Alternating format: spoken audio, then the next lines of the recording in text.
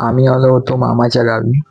तर आम्ही निघालो होतो सकाळीच 10 वाजता पाणी बघायला तिराली डॅमवर. तर मी, माझे मम्मी पप्पा आणि मामा मामी असे 5 जण.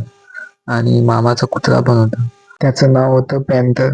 तर पॅन्थरची रेग्युलर वाट होती, त्याला रोड माहित होता.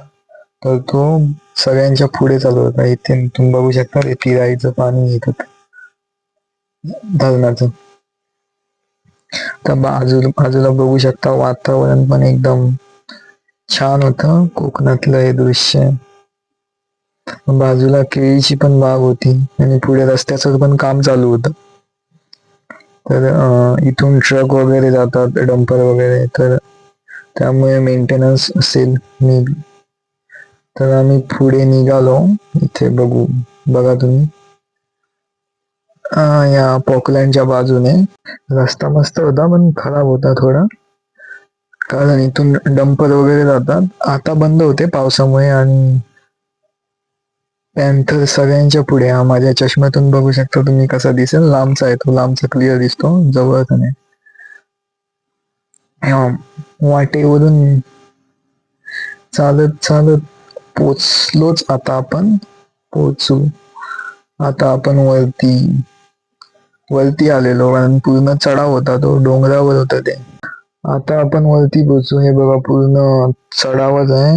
हा, वरती पोचलो आपण. हा पूर्ण जो एरिया आहे तो आहे फॉरेस्ट. हा वाला होता तो माझा फर्स्ट ब्लॉग होता, सो मी जरा अनकम्फर्टेबल होतो, त्यामुळे मी बोललो पण नाही, व्हॉइस नाही गेला. इथे जवळ मोपाचा एअरपोर्ट आहे, तर तिथे ते विमान वगैरे फॉरेस्टचे कॅम्प होते. आता पूर्ण उतारच असेल. त्या उतारावरून आपण खाली जाऊ. खाली गेल्यावर दिसेल पाणी,